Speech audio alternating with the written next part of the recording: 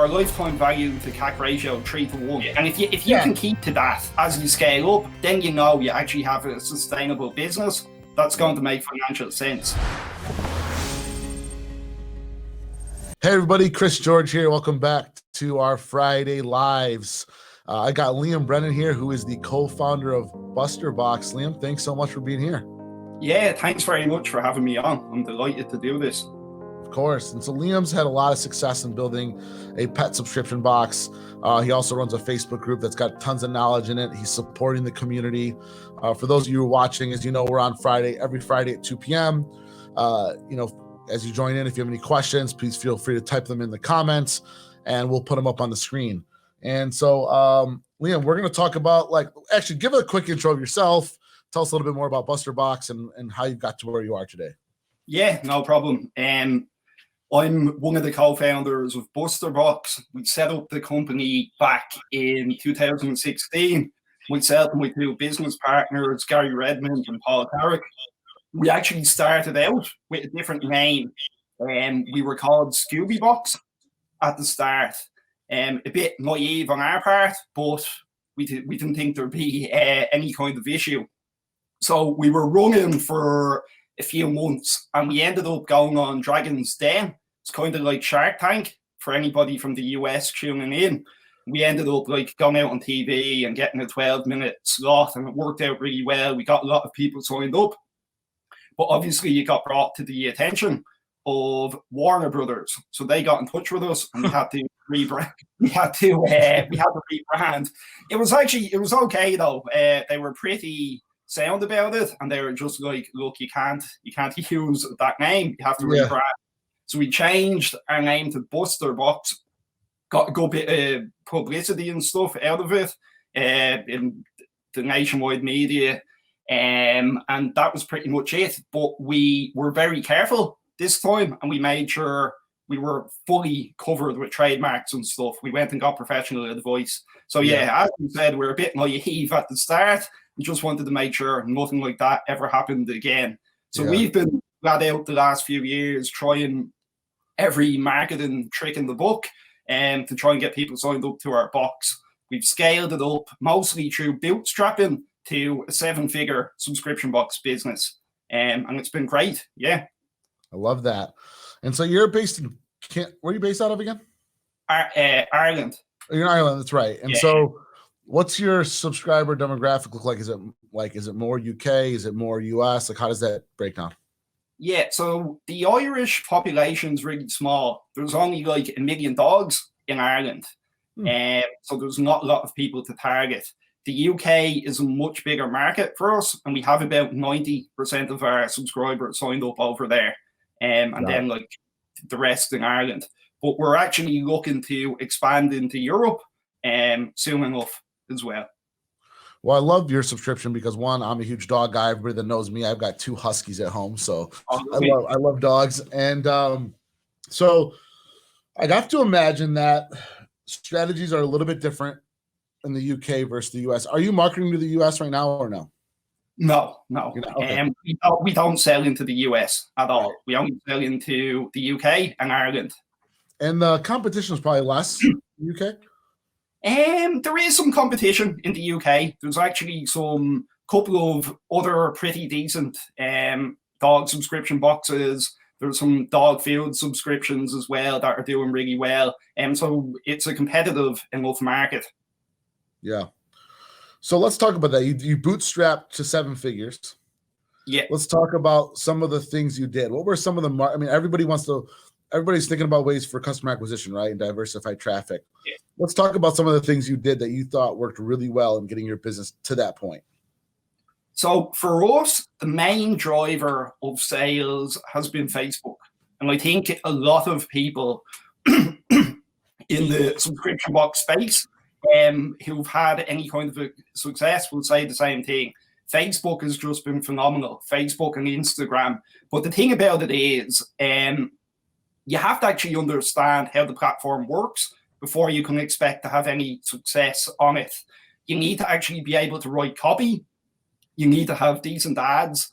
And the most important thing, you need to have an offer that actually converts. If you don't have an offer that converts, you're going to find it really, really difficult to scale up through Facebook or any marketing channel, for that matter. It's just so important. So people are kind of looking in the subscription box community. I see it all the time. They're like, oh, I might go and I might hire a marketing agency to see if they can scale us up. And the thing about it is, if you go to the best marketing agency in the world, but your offer doesn't convert, they're going to struggle to even scale up and get volume for you. So it's just really, really important. So is your suggestion for maybe some of the startups to try to learn as much as they can? Because the truth, though, is media buying is a little bit of an art, right? You got to understand the data. You got to understand copy. You got to A/B test.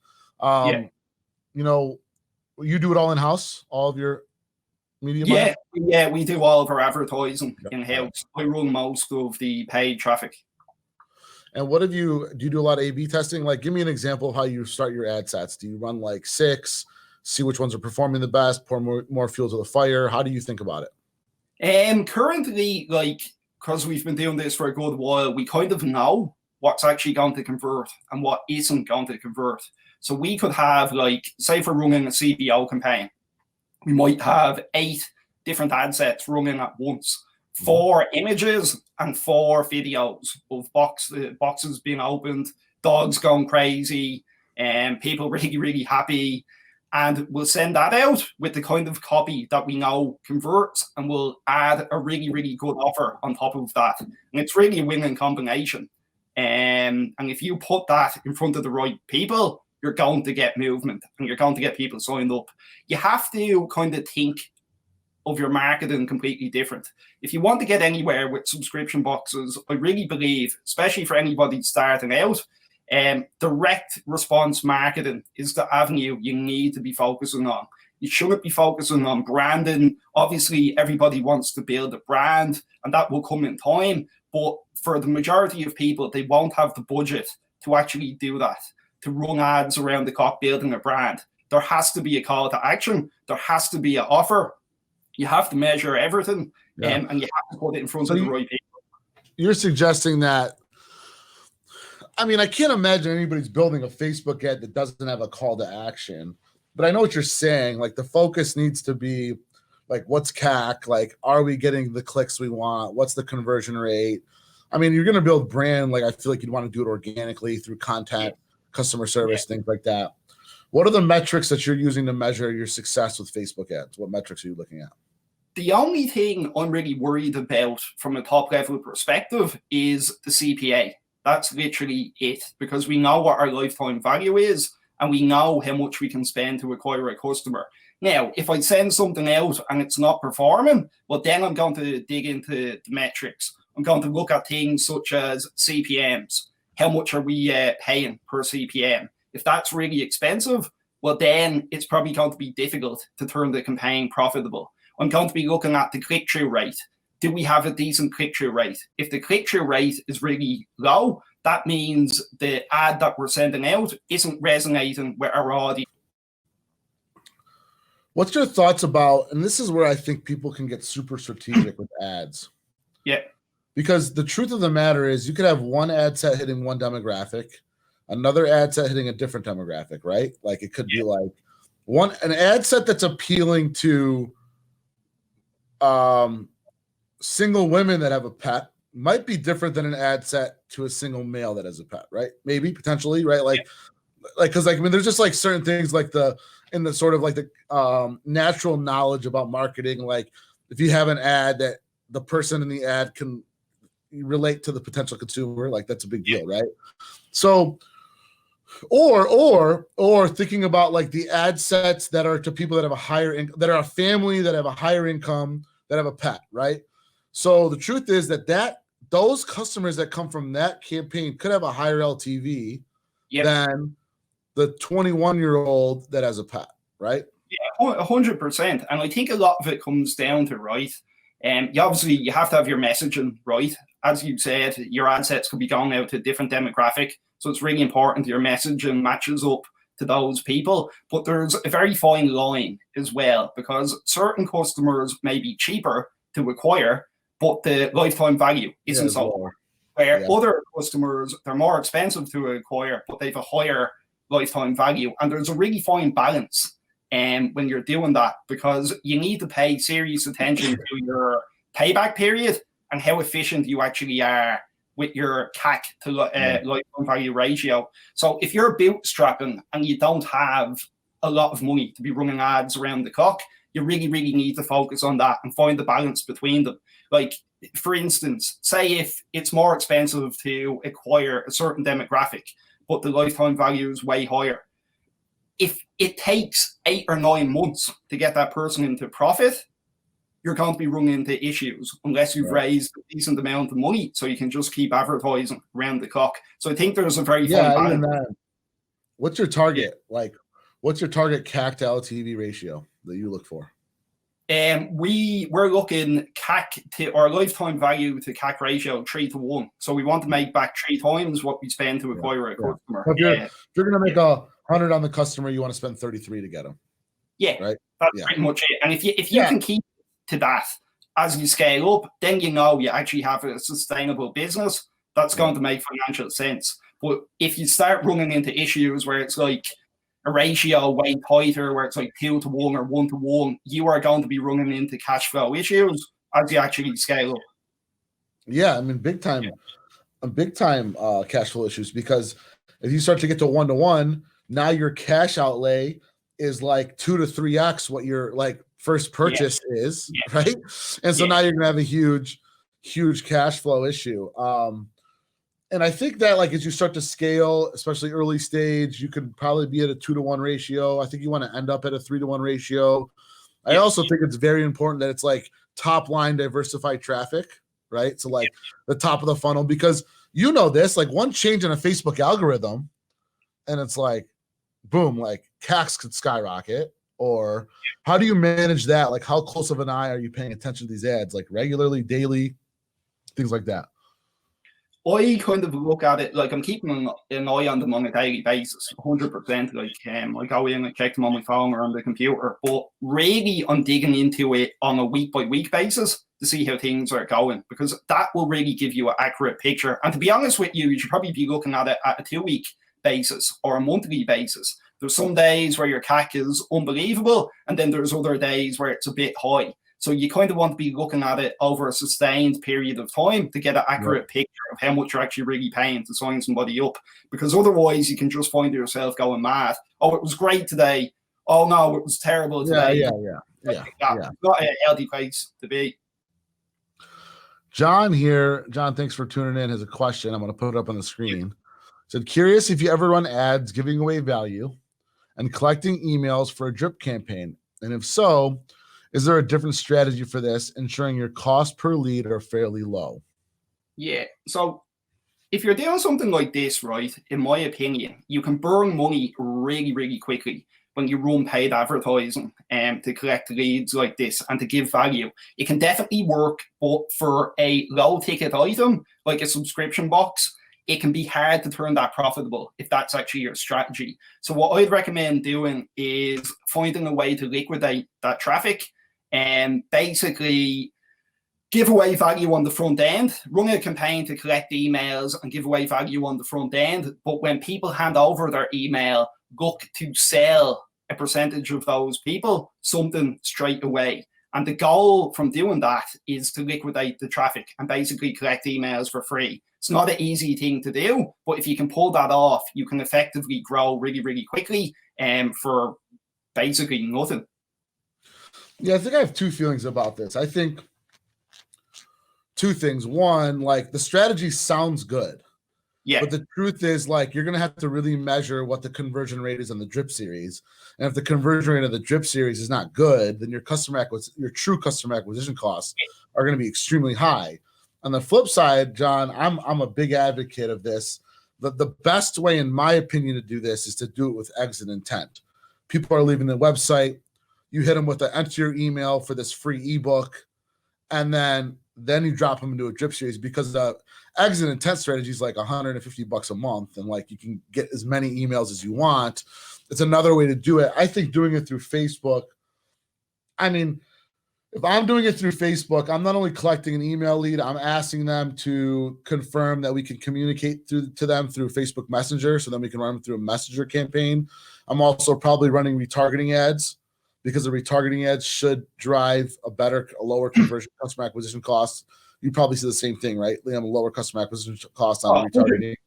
100%. And you nailed it right on there. It sounds great in theory to do that. Give value to people. It's brilliant, like show people value and eventually they'll buy from you. But it can be quite difficult if that sequence isn't converting. Your acquisition cost can absolutely skyrocket. So you have to find a way to maximize it and to get some money back off those people to cover some of the ad spend. Yeah, makes sense. Thanks, John. And thanks, Liam, for helping me answer that question. So let's ask the last question here. Tell me what you would give. I want to change this. Give me your top 3 tips for anybody looking to start a subscription box. For anybody looking to start a subscription box? Yeah, what are the 3 tips you'd give them? What are the things that you've learned that you're like, I wish, and I know I put you on the spot here. We changed the question, the original question. But, you talk to a lot of startups. So what do you like to tell them? What do you like to tell them to think about? And I'll throw in some in there after you're done too. One of the main things that anybody needs to think about, in my opinion, right? You need to be aiming for something that has the potential to have really, really low churn. Because if you have ambitions to scale up to like a high number of subscribers and to add thousands of people in and to get volume, you have to have low churn. It's the most important thing for any subscription box. There's so many different ways you can sign people up, so many acquisition channels. That's not the challenge. The challenge is the churn. So you should be thinking about that ahead of time. What can I come up with that has the potential to keep people signed up for a very long time? Is it going to be something that's a necessity? Is it going to be something fun and engaging? But basically something where people are going to sign up and they're not going to mind staying subscribed for a decent amount of time. That's my top tip for anybody looking to set up any kind of subscription business. Good. I like that a lot, and that makes a lot of sense. Retention's so key. And I think 2021, for everybody that's in e-commerce, is the year of retention, right? Everybody got a big spike here in Q2 and Q3 and Q4 because of the holidays, and there was 150 million new first-time online buyers. Now we need to retain those customers. So I like that you brought up a business model that has a low churn. I think that happens too when, like, I put subscriptions into 2 categories. I put it in Discover Delight, and I put it into replenishment, right? And the replenishment one typically has a longer LTV because you've got the consumer set into a certain lifestyle, and they're Dollar Shave Club, like they're expecting this to deliver every single month. Now, on the flip side, that can also get stale to the consumer, right? It's just like, oh, this thing's coming. Like, maybe I want to switch off and get a different brand. Yeah. The Discover Delight is nice because you're giving people the sense of like, oh, it's a new thing. What's going to be in it? But then it's not a necessity, right? It's like a want. And if there's an economic downfall, that's where that can get a little tricky because it's like you're not something they need every month. But I like what you're saying. I mean, I'm a big fan of replenishment because like they just need it every single month, and like you're more than likely gonna have a much higher LTV.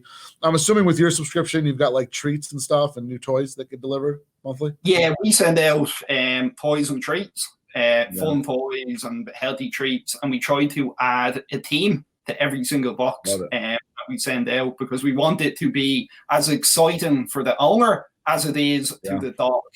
Because at the end of the day, it's the owner who will be paying month on month. So we have to do something to keep them interested. And we try to give an unbelievable customer experience. I love how you said you do a theme because I'm a big advocate of that. Tell me why you do the theme and why subscription brands should have a theme with their box and the effect that it has on the consumer. It's just a great way to build brand. Pretty much. And like I know I said earlier on, you shouldn't be looking to build a brand. I meant that from a marketing perspective to actually get people signed up. But when you bring people into your system and they've subscribed, that's when you should be looking to build brand equity with those people and make them fall in love with your box. And if you have a team, it draws people in. And they find it really, really cool. They find it unique. It's just an experience that they wouldn't get by going down to their local shop and buying some products. It makes a big, big difference. I think also too, you know, the consumer knows that you put some thought into curating the box, right? It's not like you just walked in the warehouse and started grabbing random stuff and throwing them in there, right? Like you put some thought about it. And I think that goes a really long way with the consumer knowing like you're putting thought into what's going in and you're building an experience, like you said, for the consumer as well as the pet. So I love that. The other tip I want to give here before we jump off, and this is something that I think is really important when it comes to strategic and scrappy marketing, and I think it's how you engage your customer base, especially on social. And Liam, you may do this already, but if you have a brand and one of your subscribers posts a picture of your product, like you need to comment, and you need to comment back. You know, do you guys do that? Yeah. Big. And we're very responsive on social media, and we engage. I think it goes such a long way, because if you think about it, if somebody takes an Instagram post of your product, you have 24 hours to make that comment, because in 24 hours, all of their followers have now seen it. And they're now moving on to the next picture, right? So if you're a brand, if I post a picture of the BusterBox and then Liam, you comment on it. Now my friends sees my picture. Oh, what's that? Oh, wait. Wow, the company commented like on his post. Like that means a lot, and it builds brand loyalty, and it builds an experience that you will never get on a retail level. For everybody listening, you want to beat Amazon.com because that's the biggest gorilla in the room. You got to provide an experience like you've never seen before. Amazon.com is never going to go on your social media page and comment on the post you posted, right? They're transactional business. They're literally just pumping numbers. When you can do that, and the other thing that, like Liam, I'm assuming you're able to do is, you tell me if somebody were to contact you about one of the products, are you able to like educate the consumer on that treat? Like, let's just say they reached out to you and were like, hey, is this treat good for my dog? He's this 8-year-old Siberian Husky. What would you guys do on the customer service side? Yeah, so the thing about it is, and we're kind of lucky, dog owners love talking about their dogs. They absolutely love it. And it's a great way to build up rapport with people and to connect with customers. It's brilliant. It's a great business we're in. And we have customers getting in touch with us all the time. And obviously we have a dedicated customer support team who are just writing back to those people all day. And if they came in with a question like that, one of our support agents would go above and beyond to educate the customer about the treat and to build up some rapport as well at the same time. It's so important. And I'm like, I already knew you did that, but I wanted to hear you say that. But you can't call Amazon and ask them that question, right? They're not going to answer the question straight. So point made there. Liam, this was awesome. I appreciate your knowledge. I appreciate everything you're doing for the industry. I look forward to seeing you in Dallas, having our event in September. And good luck with everything. And I hope to talk to you soon. Yeah, cheers. Thanks for having me on, and I'll talk to you soon. Have a good weekend.